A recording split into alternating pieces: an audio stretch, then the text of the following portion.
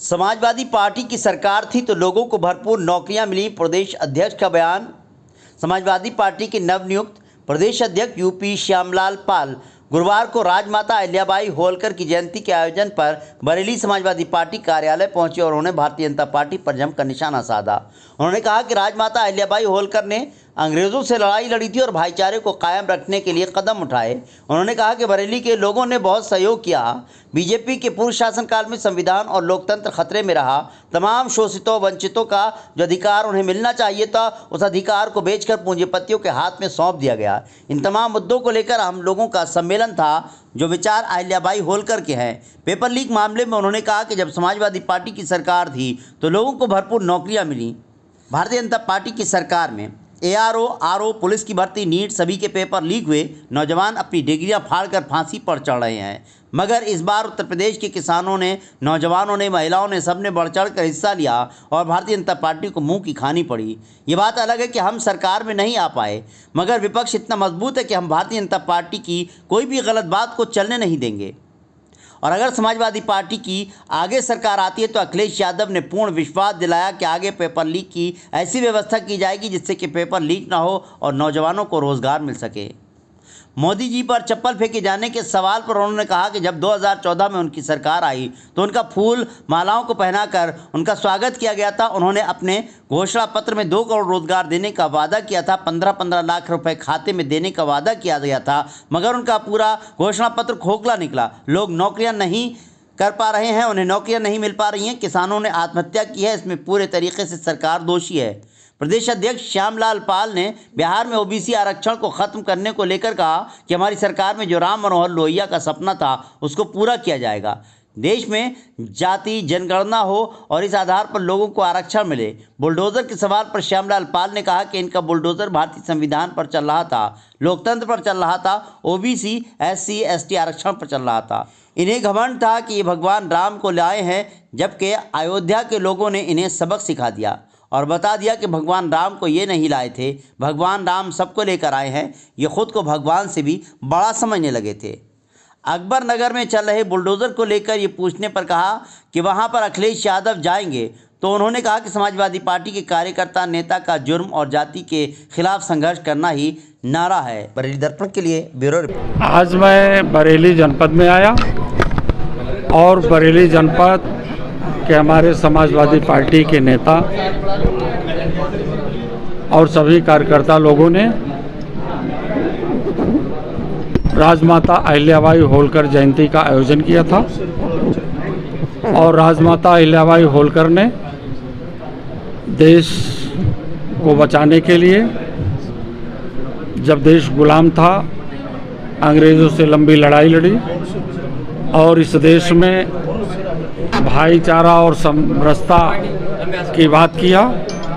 इन्हीं ज्वलंत मुद्दों को लेकर के आज मैं बरेली जनपद में आया। कार्यक्रम बहुत सफल रहा और बरेली जनपद के लोगों ने समाजवाद के नारे को बुलंद करने के लिए और बाबा साहब डॉक्टर अम्बेडकर जी का जो संविधान खतरे में रहा, लोकतंत्र खतरे में रहा और इस देश के गरीबों, वंचितों, पीड़ितों का जो अधिकार आरक्षण के माध्यम से मिलना चाहिए, भारतीय जनता पार्टी ने उन तमाम सरकारी संस्थाओं को बेच करके पूंजीपतियों के हाथ में सौंप दिया। इन तमाम मुद्दों को लेकर के हम लोगों का सम्मेलन था जो विचार राजमाता अहिल्याबाई होलकर जी का रहा है। अध्यक्ष जी, पूरे प्रदेश में पेपर लीक को लेकर धरना प्रदर्शन हो रहा है, उसको लेकर ये मुद्दा इंडिया अलायंस में पूरी तरह से रहा है और मुद्दा ही नहीं, समाजवादी पार्टी की उत्तर प्रदेश में जब भी सरकार आई है और आदरणीय नेताजी मुलायम सिंह यादव जी या आदरणीय अखिलेश यादव जी प्रदेश के मुख्यमंत्री हुए, बड़े तेज़ी से बेरोज़गारों को रोज़गार मिला, नौकरियां मिली, पेपर लीक कभी नहीं हुआ। लेकिन भारतीय जनता पार्टी के शासन में प्रदेश में तो पेपर लीक हो ही रहा था। पीसीएस का पेपर, आरओ एआरओ की परीक्षा का लीक, पुलिस की भर्ती का लीक, नीट की परीक्षा जो अभी हाल में ही पेपर लीक हुआ, एक दिन पहले लीक हो गया, और साथ ही साथ नेट की परीक्षा जो प्रोफेसर बनाती है वो परीक्षा लीक आउट हुआ। बहुत से नौजवान लोग, बेरोज़गार लोग अंधेरे में आ चुके हैं, और यहाँ तक कि पेपर लीक के नाम पर लोग डिग्रियाँ फाड़ करके फांसी पर चढ़ जा रहे हैं। इस व्यवस्था को समाप्त करने के लिए, समाजवाद के नारे को बुलंद करने के लिए और नौजवानों को सामाजिक न्याय दिलाने के लिए लोकसभा 2024 का चुनाव लड़ा गया। और वास्तव में उत्तर प्रदेश के नौजवानों ने और यहाँ के किसानों ने, मजदूरों ने, महिलाओं ने बढ़ चढ़ करके भारतीय जनता पार्टी को समाप्त किया है। हम लोग केंद्र में सरकार में नहीं आ पाए, लेकिन भरोसा और विश्वास है कि अगर नौजवानों के साथ, महिलाओं के साथ कोई भी उत्पीड़न होता है, भारतीय संविधान या लोकतंत्र के साथ कुठाराघात होता है, तो हमारा विपक्ष इतना मजबूत है कि भारतीय जनता पार्टी की एक नहीं चलने देंगे। देश में अब केवल बाबा साहब अम्बेडकर जी के संविधान के अनुसार देश की महिलाओं का, किसानों का, नौजवानों का, बेरोज़गार लोगों के साथ सम्मान दिया जाएगा।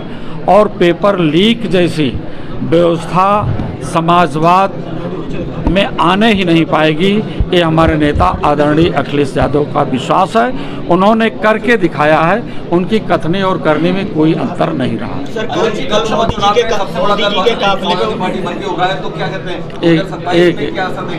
एक लोग पूछा, कल मोदी जी के काफिले पे चप्पल फेंकी गई है, तो उस पर आप क्या कहेंगे? पार्टी बन के उभरा है, तो ऐसे में जो है 2027 के चुनाव कैसे देख रहे हो, क्या बदलाव होगा? मोदी जी के काफिले पे कल चप्पल फेंकी गई, उस पर क्या कहना चाहेंगे? चप्पल फेंके गए हैं, ये बहुत एक लंबा सवाल है। हम तो चाहेंगे कि माननीय प्रधानमंत्री देश के लिए ऐसा कार्य करें कि जैसे 2014 में उनको समर्थन मिला, फूल मालाओं से स्वागत हुआ, लोगों ने उनकी सरकार बनाई, और सरकार बनाने के बाद उन्होंने उनका घोषणा पत्र पूरा खोखला रहा। 2 करोड़ नौकरी, 15-15 लाख रुपए खाते में आवे, ये तमाम सारी स्थितियां हैं। अगर उन कार्यों को पूरा नहीं करेंगे तो देश में पता नहीं क्या होगा।